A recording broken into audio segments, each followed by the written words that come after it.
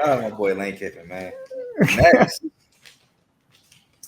we got my team, Uh-oh. my boys, South Carolina. Oh, by the way, we have the over 8.5 win total by a pretty large mark. Yes. Um, my boys, man, coming off a 9-4 season, 5-3. We lost three brutal games. Bama, LSU. I can't even remember the last one. It's probably compartmentalizing. But anyway, they were brutal. Ole Miss was the last one. I think that was a blowout. Oh yeah, it was because I wanted revenge. Juice Wells was talking trash. South Carolina don't got a quarterback. That's why I transferred out. And then they beat us by like 21. I was so hurt. I wanted us to win so badly. And the thing is, I like Juice Wells. Juice Wells against Georgia 2 years ago scored like one of our first touchdowns, but got hurt right after and didn't return. I think he tore his Achilles. He did something crazy. He was out for the season. But yeah, man, we're coming off a 9-4 season, 5-3, where we lost the Cheez It Bowl, just could not get a stop against Illinois to win that game, 21-17. We promoted Mike Shula in house because our OC Dowdo Loggins left and went and took the Appalachian State head coaching job. So salute to you, shout out. Hopefully y'all do well. But yeah, Mike Shula is now promoted in house to OC. Interested to see how that works out. We returned 9 starters, 5 on offense, 4 on defense. Namely, again, Lenoir Sellers had a breakout season last year. 196 to 299, 65.6 completion percentage, 2,534 yards, 18 touchdowns, and 7 interceptions, but 674 rushing touchdowns, and 674 rushing yards, 7 rushing touchdowns. Excuse me. Also a Heisman candidate. A lot of people saying he might be a number 1 overall pick. I say slow your roll. Next, we return Nick Harbor, receiver with 26 catches, 376 yards, and 3 touchdowns. DQ Smith, safety, 37 total tackles, 20 solos, 3 pass breakups, interception for his fumble. Defensive Player of the Year candidate, Dylan Stewart, edge rusher, 23 total tackles, 17 solos, 6.5 sacks, a pass breakup, 3 forced fumbles, 2 fumble recoveries. Judge Collier, cornerback, 28 total tackles, 23 solos, 8 pass breakups, and Jalen Kilgore, cornerback, 48 total tackles, 31 solos, 5 pass breakups, 5 interceptions. We lose a lot defensively. Offensively, we lose a little bit. And I know we only return 5 starters out of 6. I mean, we lose like our O-line and stuff, but yeah, we lose really offensively. We lost Josh Simon, who plays for the Falcons, 40 catches, 1,215 yards, 7 touchdowns, and Rocket Sanders, who's currently on the Chargers, but he didn't get drafted, which was crazy to me. 183 carries, 881 yards, 4.8 a carry, and 11 touchdowns.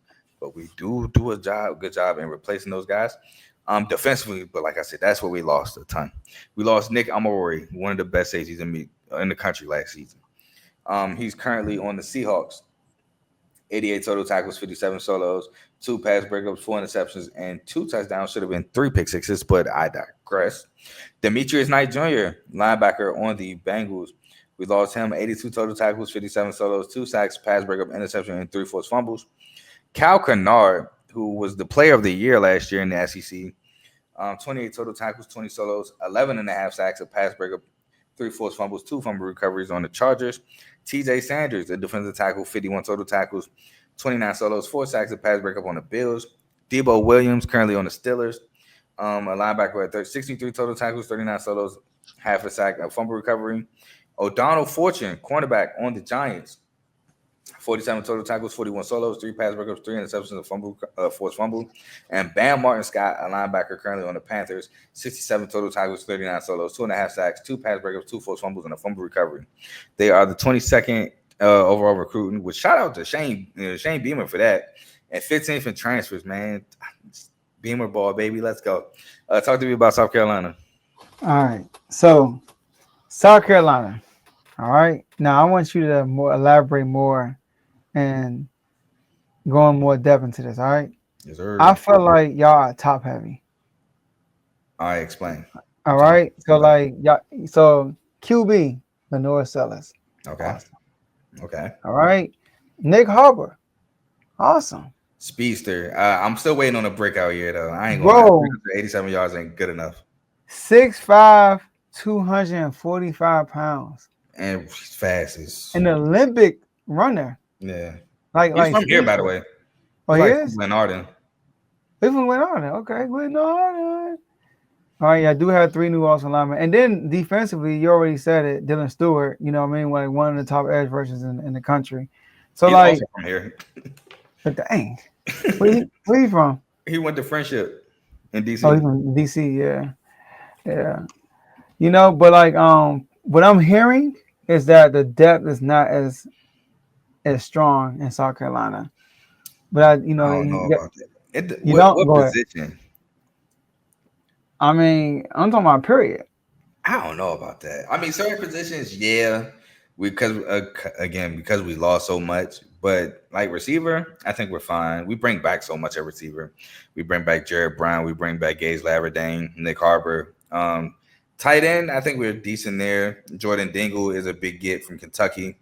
Um, Maybe if you want to say on against that along that D line, our depth is yet to be determined. I'm with you on that. I can agree with that. And then linebacker play, we got to see for sure at linebacker. But other than that, I Hmm. think we're pretty fine. Okay. But yeah, that's. I mean, and there's just a lot of expectations on y'all too. I mean, obviously the over and under got y'all 7.5, but like I know the South Carolina fan base is very high about South Carolina this year, and y'all have a. I know we went over. I forgot what team it was. Y'all have a y'all schedule is tough. Oh, I know. Well, actually, it could be tougher. We don't play Georgia. We don't play True. y'all. Yeah, It could be tougher. that's true. We don't play Auburn. Oh yeah, you have very high armor. Yeah, it could be worse. You know what? Yeah, like I I think mean, early in your schedule is pretty crazy. good, but like Play Tennessee. and y'all do play Oklahoma at home, so we'll get the schedule. Yeah, so yeah, it could be worse. I do like the Alabama Brandon at Cease transfer from NC State cornerback Clemson. with 5 pass breakups. Rasul Faison, I do like that from Utah State because we Mm, definitely needed to replace our running back Rocket Sanders. I think that's a great job of replacing him. And I'm interested to see Damon Clowney, the cousin of Jadavion Clowney, who is a South Carolina legend. I yeah. know I don't expect him to be Jadavion Clowney. I don't expect him to be like an All American number 1 overall pick. But I'm interested to see how well he plays at South Carolina. Who apparently he's from Baltimore, which was kind of crazy seeing that. But I'm interested to him. He came from Louisville. We had 2 sacks at Louisville. Jordan Dingle, tight end, had a touchdown last year.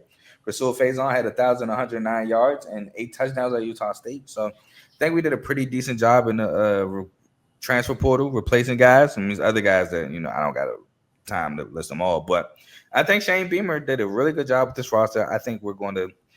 I know we have high expectations. I am one of the guys who now have high expectations. I didn't have these expectations last year because last year I don't want to say I agreed with Juice Wells, but I was very questionable at quarterback with Juice Wells. Um, and I was very questionable when we were in the mix for AJ Swan.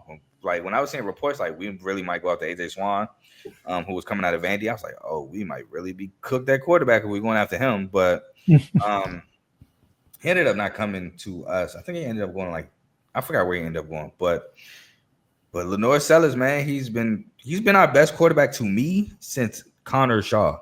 And Mm, if you're a South Carolina fan, you know that's a throwback name. So it's been yes. well. Do I want to say Spencer Rattler? I I'm don't about to know. say that was your boy. No, not really. For I real? Yeah, like I told a lot of people, like if Spencer Rattler would have went to Michigan State, I probably wouldn't have been as happy as he was when he went to South Carolina because like South Carolina, bro, they can't get a quarterback. Bro, we had Debo. We had I think Ace Sanders was with Debo for like 1 year. I can't remember his name. Brian Edwards. It was Brian Edwards and Debo, bro, but we didn't have a quarterback. I don't know if you remember Brian Edwards that played for the Raiders, but bro, we had so much talent at South Carolina, but we couldn't put it together with a quarterback. It used to make me so mad. So I will say that Spencer Rattler played better than I thought he would play, but that like going into that season, I wasn't like yeah, we got Spencer Rattler, we gonna be like this. His first year was very good. Second year, we didn't have a defense to support him at all. So, but Mm. yeah, let's get into this. Oh, I gotta get into these numbers. So last year we were 45th in total offense, 16th in total defense, 75th in passing, 35th in rushing, tied 47th in scoring offense, 44th in passing defense, 18th in rushing defense, and 12th in scoring defense.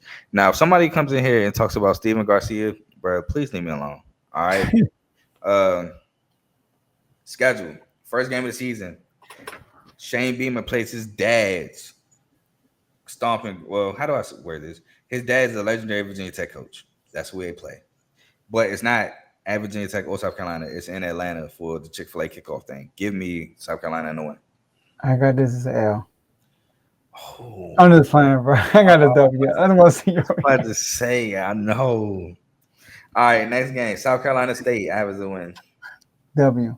Next game. At home against Vandy. I think it's going to be a close game, but I think we win. I got a W too.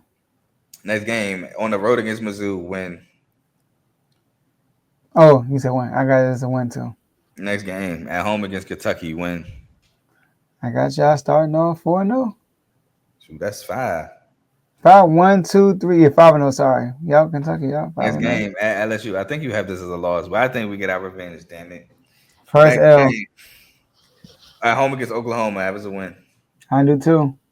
At home against Alabama, we get our revenge. Damn it, that's a win. Oh yeah, you didn't figure. I got L. Oh, you high. Okay. That's my only loss that Alabama had this year, this upcoming season. Okay, I got L. On the road at Ole Miss, we don't get our revenge. We lose. I got L right there too. On the road at Cal Field, we lose to Texas A&M. What? Okay, I actually got y'all winning this game. Cal Field, man, that's a tough place to play, and I think that because I have y'all losing 3 y'all last 4 going into that game. Oh, you got us losing to Clemson? Oh no! I said going into the Texas A&M game. Oh, gotcha. I got us losing LSU, Alabama, and Ole Miss. Okay, gotcha. Yeah, I got us losing Texas A&M and Ole Miss, but then beating Coastal Carolina and then beating Clemson. All right, I got y'all beating Coastal Carolina and losing to Clemson. We win the battle of the Palmetto, man. I don't care. We're going to win the battle of the Palmetto. Don't you worry. We won the battle of the Palmetto last year and Death Valley at Clemson, and we're going to keep it in Columbia at Bryce Williams Stadium. But Clemson don't you think their defense going to be much better this year, though? I mean, I think they're going to be – they had a really good defense last year. They got a lot of guys coming back. They, arguably the best, right? No. I mean, I would probably throw Texas A&M or Notre Dame in that conversation. Notre Dame, yeah. But Clemson be really good this year. Texas A&M defense, bro, I think they're going to be so good. Yeah, you did mention that. And then Elko is such a defensive coach. But I think Clemson is going to be a really good team. I think they have national championships aspirations, but they don't win the battle of Palmetto. That's coming to South Carolina. And we go 10-2, 6-2. 10-2. Okay, Carl. 8-4, 5-3. I ain't gonna lie, that might be more reasonable. But hey, I'm gonna go with my 10-2. We both think the over 7.5 win total. And we move on. But a lot of people have y'all, from what I've been listening to, I listen to other college people, and a lot of people have y'all being like the most disappointing team. I can see that. It's because of the expectations and so, but the expectation, I mean, the win total is 7.5. I mean, I feel like that's decent. That's a good win total. 8 out of 12 games. Not for my expectations, though. Not after last season, from what I saw. And if Nick Harbor can finally, let me go back to this. So I don't confuse myself. But if Nick Harbor can finally take the leap I'm looking for, we're going to be tough to stop. I do think that. And I think Lenore Sellers has so much room to grow, which is scary for me to say. So yeah, man. If y'all go 10-2, I mean, he could be SEC player. Yeah.